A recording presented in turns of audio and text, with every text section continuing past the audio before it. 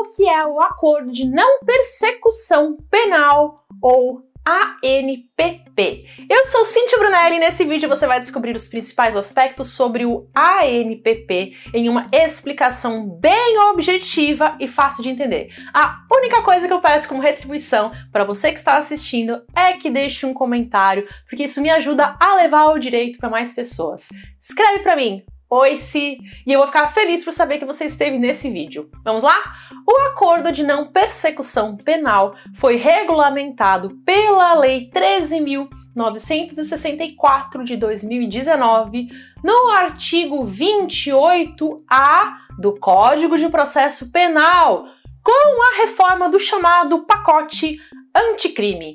O principal objetivo do ANPP é que o Ministério Público possa propor ao investigado um acordo de não persecução, ou seja, o promotor possui provas de que o acusado cometeu um crime, e aí, se estiver dentro dos requisitos do artigo 28A, porque não é qualquer crime que cabe acordo, já vou falar sobre isso.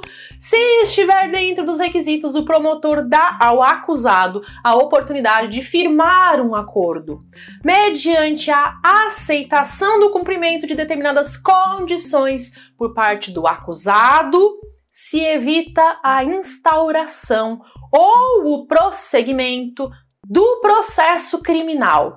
O ANPP tem como pressuposto básico a aceitação e o cumprimento das condições que são pactuadas entre o promotor e o acusado. O ANPP se assemelha à transação penal e à suspensão condicional do processo no aspecto negocial, à medida que o Ministério Público e o acusado entram em um acordo. A vantagem desse acordo para o investigado é que a pena é menor do que seria se ele fosse condenado. E aí, ao invés de ter que responder a toda a ação penal para depois ter que cumprir a pena, o acusado pode aceitar o acordo do promotor, confessar que cometeu o crime e passar a cumprir a pena desde já, só que uma pena reduzida. Isso diminui o número de processos tramitando na justiça, e aí os juízes, promotores e servidores podem concentrar os seus esforços nos crimes mais graves, para que esses possam ser investigados e punidos com a celeridade que merecem.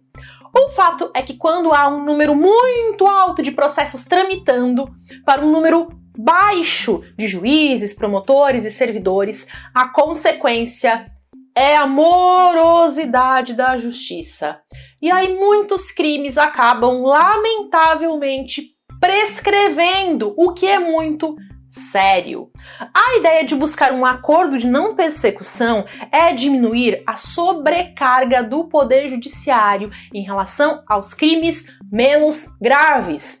Aqui talvez algumas pessoas digam, poxa, mas será que a melhor solução não seria termos mais juízes, promotores e servidores para suprir toda a demanda dos processos? E a resposta é que sim, isso seria o ideal, mas não é a realidade que temos à nossa disposição nesse momento.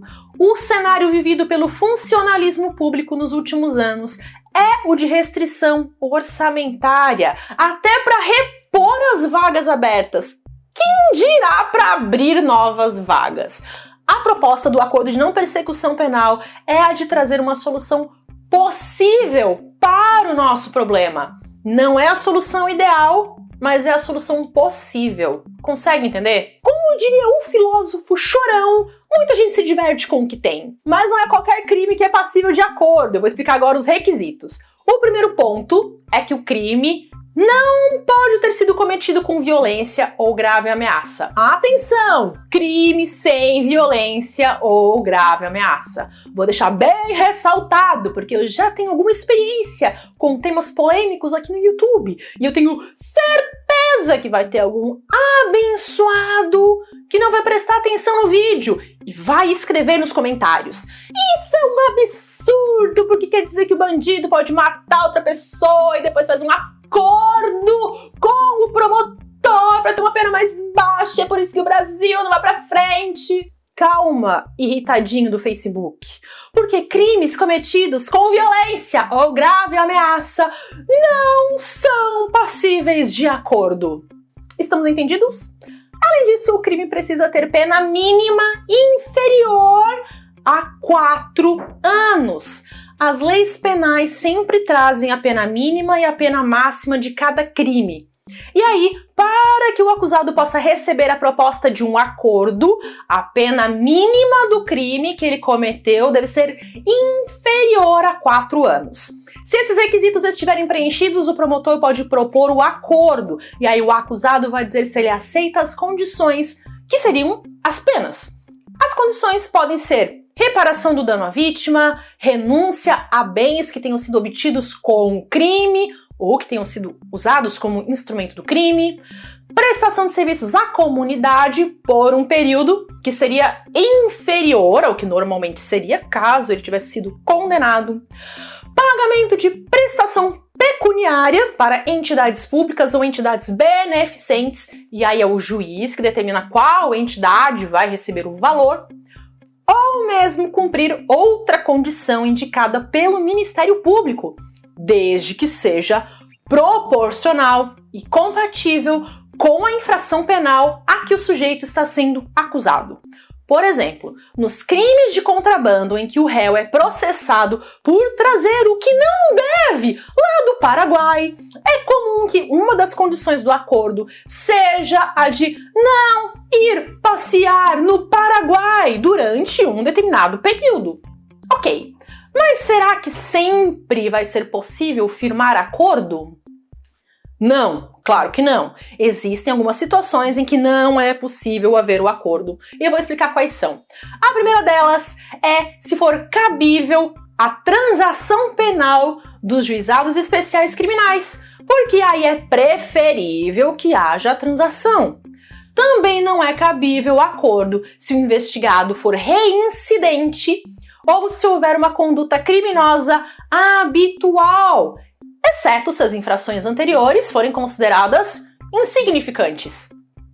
Além disso, nos 5 anos anteriores ao cometimento do crime, o agente não pode ter sido beneficiado por transação penal, acordo de não persecução penal ou suspensão condicional do processo. E, por fim, não é cabível o acordo se o crime cometido pelo agressor for no âmbito de violência doméstica ou familiar, ou praticado contra a mulher por razões da condição de sexo feminino.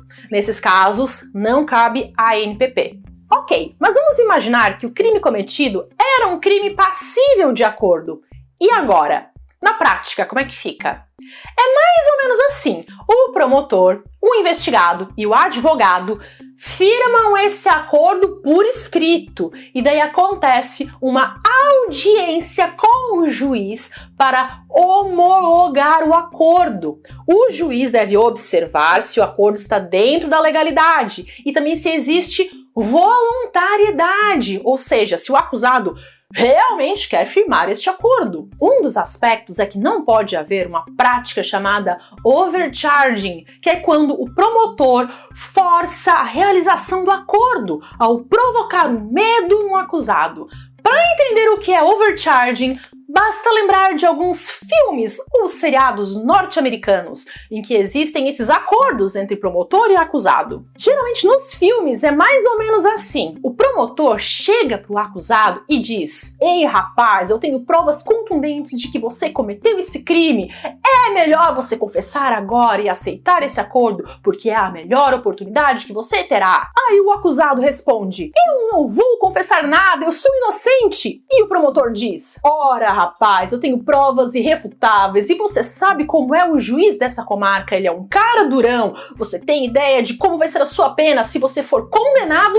Isso é um overcharging e não pode. O acusado não é obrigado a firmar o acordo e também não pode ser coagido a isso. Além disso, o juiz também não é obrigado a homologar o acordo, se ele considerar que as condições são inadequadas, insuficientes ou mesmo abusivas. Nesses casos, ele devolve os autos ao Ministério Público para que ele reformule a proposta de acordo com concordância do investigado e do seu defensor. Ok, e se o acordo for homologado pelo juiz? O que acontece? Nesse caso, inicia-se a execução do acordo de não persecução penal e o acusado pode dar início ao cumprimento das condições do acordo, como, por exemplo, a prestação de serviços à comunidade ou as outras condições firmadas no acordo. Tudo vai depender de quais condições constaram no ANPP. Se as condições forem descumpridas, aí o Ministério Público deve comunicar o juízo para que haja a rescisão do acordo e o oferecimento da denúncia. E se as condições forem todas cumpridas, bem bonitinho, aí o juiz decreta a extinção da punibilidade do acusado. Bem interessante, né? Eu sempre digo que é incrível ter conhecimento sobre o direito. E quanto mais você aprende, mais você quer aprender. É provável que você já tenha tido vontade de se aprofundar ainda mais. E você está certíssimo em ter esse desejo. Você provavelmente já sabe que quando você se aprofundar no direito, então você terá os seus horizontes expandidos. Eu fico me perguntando como você se sentiria se tivesse ainda mais noções jurídicas. E eu penso que talvez você iria gostar muito de ter esse conhecimento. Para aqueles que estão interessados em dar esse passo além, eu preparei o curso Primeiros Passos no Direito. É um curso online em que eu trago os principais pontos para aqueles que querem ter uma base realmente forte acerca do direito. Afinal, a base é o que mais importa, não é? Se você quiser saber mais sobre o curso, o link está na descrição do vídeo. Não vou dizer para você tomar rapidamente a decisão de entrar no curso, pois o que de fato é fundamental é que você perceba que o direito está o tempo inteiro na sua vida. Então você, de alguma forma, precisa aprender. É ótimo saber como as leis operam dentro da nossa sociedade. E você já sabe que, eventualmente, você vai precisar desse conhecimento. Eu não sei exatamente como você vai estudar o direito, mas eu quero que você imagine como vai ser incrível quando você tiver esse saber dentro de si. Você não sabe como você vai se sentir transformado. Quem aprende direito desperta para muitas situações. Então eu te pergunto, como você vai fazer para dar o primeiro passo ainda hoje? É sempre uma alegria ter a sua companhia aqui comigo. Te desejo bons estudos para alcançar todos os seus sonhos. Até!